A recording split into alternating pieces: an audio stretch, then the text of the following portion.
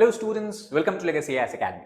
In today's video, we are going to discuss about another news that is coming from the President-elect Donald Trump, where he has done what he does best.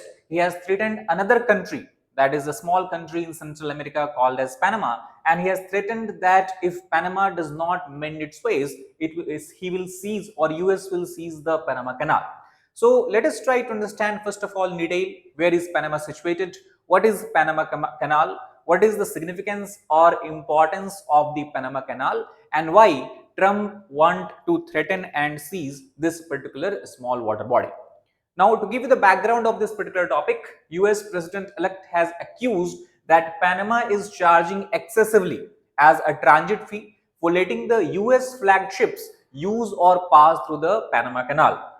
In this context, obviously in his social media platform which he uses, that is a Truth Social, here he has written that our Navy and Commerce have been treated in a very unfair and injudicious manner. This complete rip-off, as he termed it, of our country will immediately stop. And he also said, alleging that it was the President Jimmy Carter, who was a president somewhere in the 1970s and 1980s, he was the one who foolishly gave the Panama Canal's control back from US to the Panama in just $1. However, historically, if we talk about, there is no such mention of $1 fee, but that is what he has talked about. It was solely for Panama to manage, not China or anyone else. That means it is not a direct threat to the Panama. It is also an indirect, or we can see a veiled threat that the President Trump has given to China if it tried to exercise or strengthen its control around the Panama Canal's area, and that is what we are actually seeing by the China's foreign policy also. Now, before delving deeper into this particular topic, let us try to understand the geographical locations of the Panama and the Panama Canal. Now, first of all, if you look at the small country Panama itself, it is a country in Central America. And if you look closely, on the northern side, we have the North American continent, where you have countries such as the United States and Canada. Then you have Mexico in the further south. And then basically it is a kind of narrow strip of land, also referred in geography as isthmus. So Panama is a type of isthmus that connects the large South American continent to the North American continent. So this is where you can see is the Panama located. Now, within Panama, if you take a look at this particular map here, somewhere in the central part of Panama, in this area as we see, is where you have the location of Panama Canal. Basically, if we talk about this region, that you have a kind of peninsula like extended landmass from the Panama, and then here you have the Gulf of Panama, that is in, we can say, at Pacific Ocean, and then further you have the Caribbean Sea, that is part of the Atlantic Ocean. So basically we can say that the Panama Canal, it is very narrow canal and very small in terms of the length. It is just 80 kilometers because this is very narrow strip of land. So it basically connects the Pacific Ocean to the Atlantic Ocean and plays a very vital role in connecting the eastern coast of United States to its western coast. So that is how geographically we can understand the significance. Now the question is that why Panama Canal is very important, obviously specifically to the United States, but also for the global trade and commerce. And the region we can understand by looking at this particular map here. Now, before the Panama Canal was constructed, the general route that was taken by the ships, suppose a ship, it wants to move from the New York City, which is situated on the eastern coast of United States, to the western coast of United States, let us suppose San Francisco Bay. Now, the only available route or the possible route it could take is by passing through the entire South American continent, and then again coming up north by passing through entire South American continent and further part of North America. So it used to take almost 13,100 nautical miles. That was a long distance it has to cover. Here also you have a Strait of Magellan, that was another pass that was used with the ships in the earlier time. Now, when the Panama Canal was opened, this entire route or the distance was shortened significantly, and this new route is just 5,200 nautical miles. That means you can see we have a significant reduction of almost 8,000 nautical miles, from 13,000 to 5,000. Now, obviously, due to this shortened shipping route, American companies, American industries were able to save a lot of money that they earlier used to spend on the fuel, for example, for the ship crew, for the maintenance of the ships and all that. So basically, US was interested in developing this canal so that American investors as well as American consumers can get what can say a higher amount of profit due to the reduction in transportation cost, which eats away the profit of the companies and the industry. So that is how we can understand the significance, and same thing applies for the other countries also. For example, a country suppose from the Europe, it want to transit and go to Japan, then obviously rather than taking this long distance, it can take this short distance of Panama Canal. So significantly reduction of distance we will see. Apart from Panama Canal, Suez Canal also has been a historical and very significant waterways. Now, if you look at the significance of Panama Canal in the present time, about 14,000 ships passes it daily through the central canal. 14,000 ships pass every year, and this makes up almost 6% of the global trade if you talk about in terms of the value. So a very significant water body, just 80 kilometers of water body, you can understand, and it is supporting 6% of the global trade by value. Also, if you try to understand, basically if we look at the US, so a significant amount of US trade along the eastern coast and western coast also flows through this particular Panama Canal.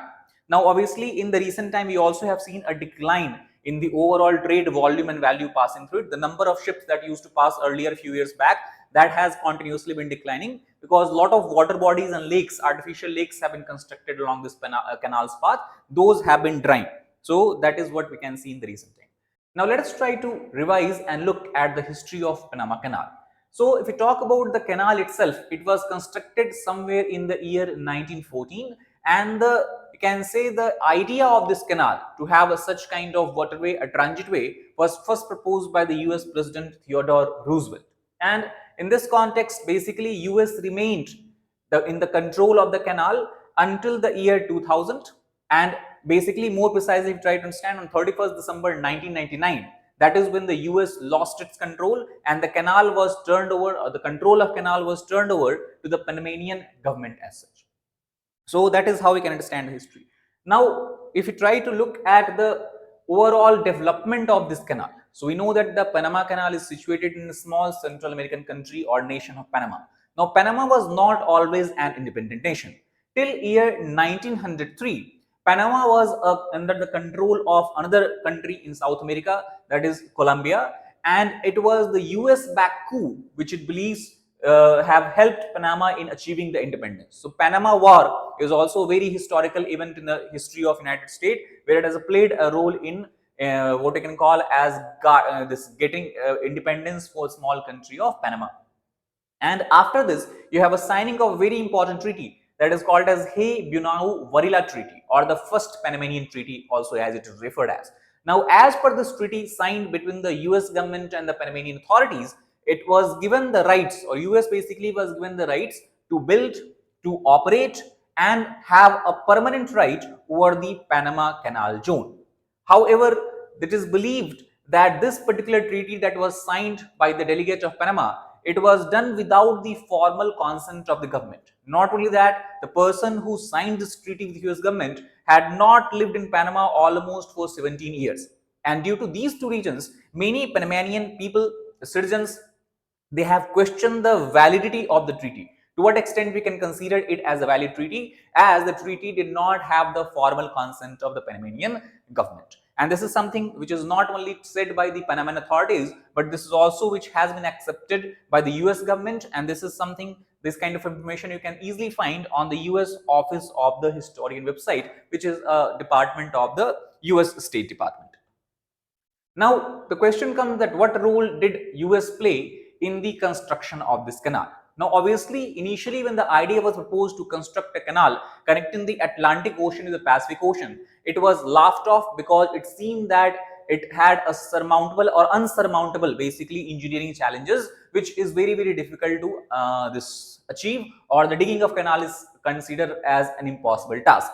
However, after investing a lot of money, by putting a lot of brain, finally US was able to do so. And the US engineers basically devised a concept of lock system. Now, the problem here is that if you look at the Atlantic Ocean, that is here, and on this side you have the Pacific Ocean. However, the water bodies of both Atlantic and Pacific are basically, we can say, separated by a landmass which is having a higher elevation. So the question was that how we can move the ships from here to there, because even if you dig a canal here, it will be very difficult to dig such a long canal at the same elevation.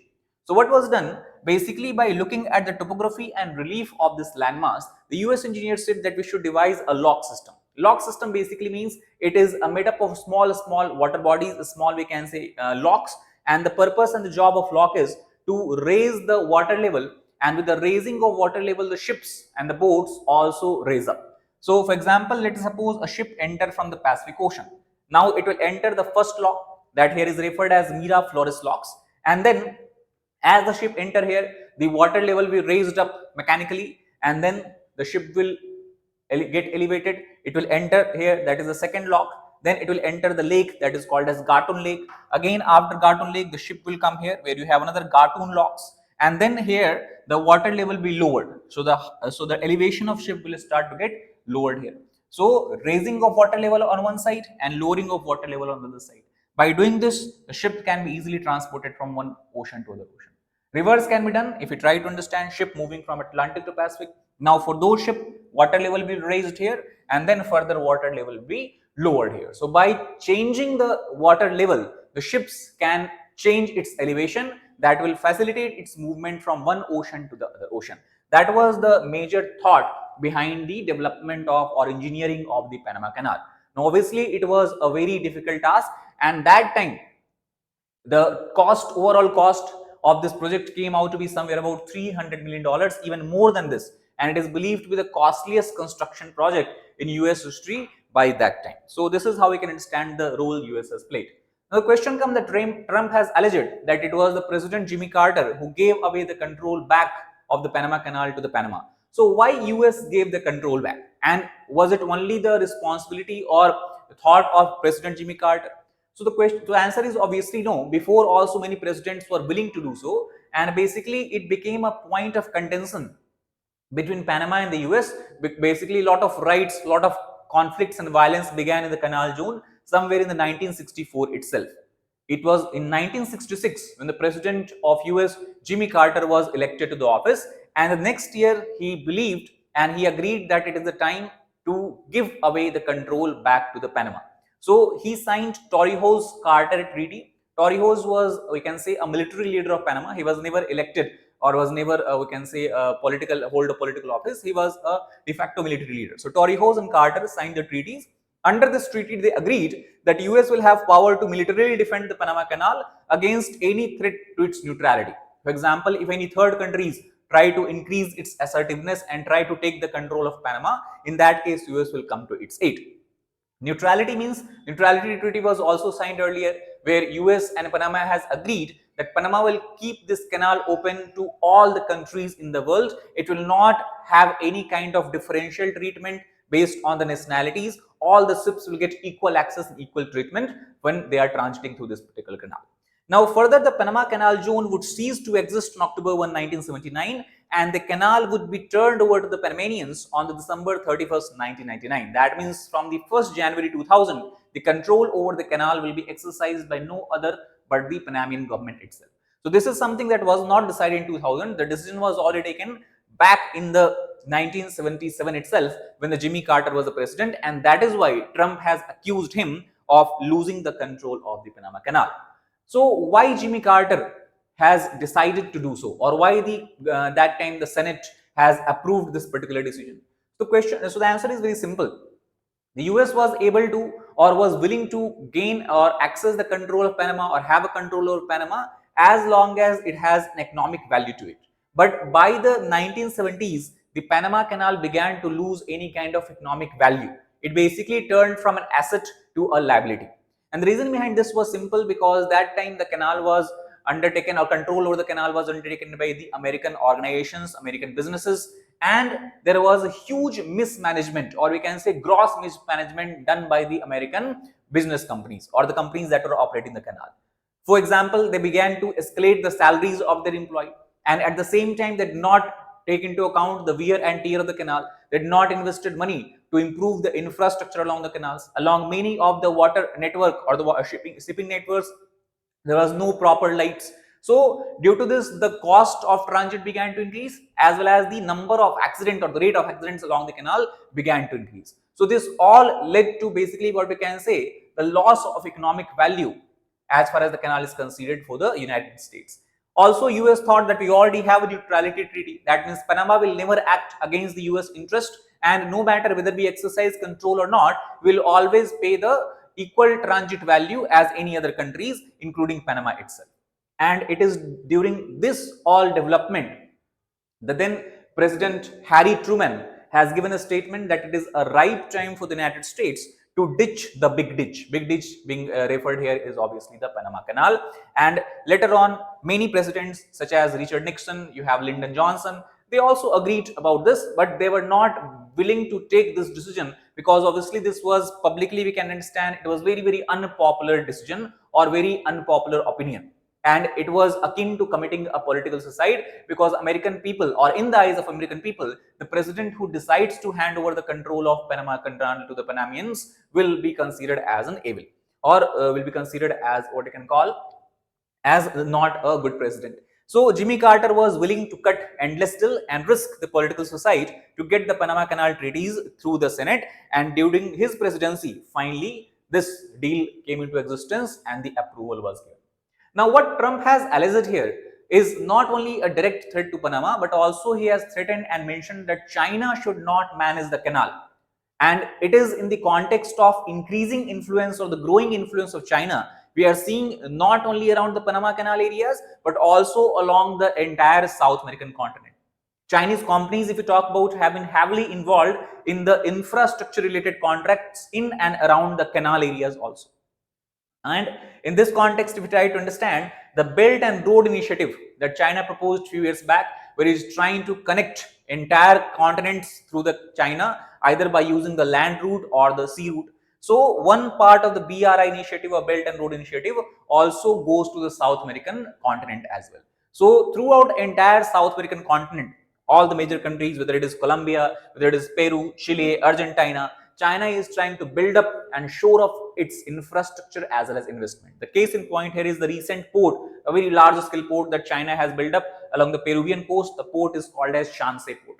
So this is the example of the assertiveness that China is trying to portray in the backyard of USA, that is South America, by using its economic might. And this is something that Trump and the America overall is threatened by. Also, if we talk about the Panama recently has become the first Latin American country to sign the Belt and Road Initiative in 2018, significantly showing the potential China can reap in the near future if it is able to take control, or not even if take control, can show its dominance in the Panama Canal area. The reason is obviously because South America till now has been considered by US as its backyard and its area of influence, and any entry of its rival is seen as a threat, and it is this threat that has caused Trump to threaten the Panama and China indirectly.